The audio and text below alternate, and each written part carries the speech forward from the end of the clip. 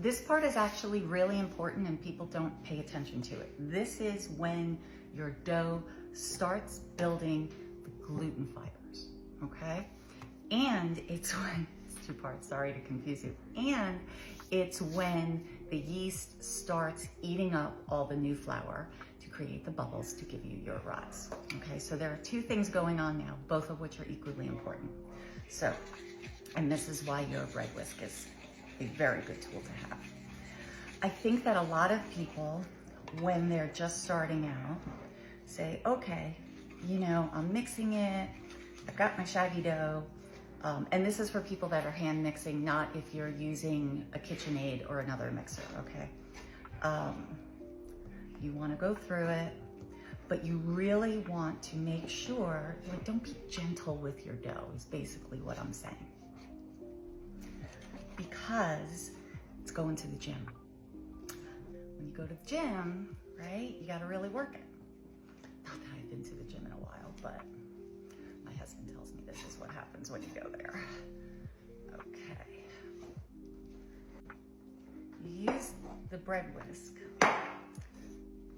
and you wanna get as much of the flour, and see, this is what they call a Shaggy dough, right?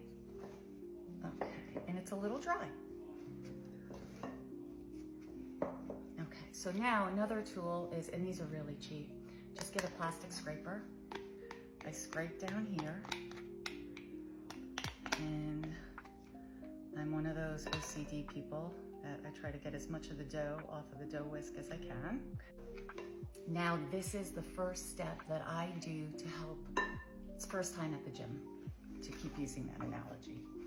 I take this and I go around and around and around. And you want to really work your dough for a couple reasons. You want to make sure that you're getting all the flour mixed in good.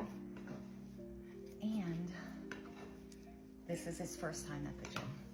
Sorry to use that metaphor to death, but I think it works.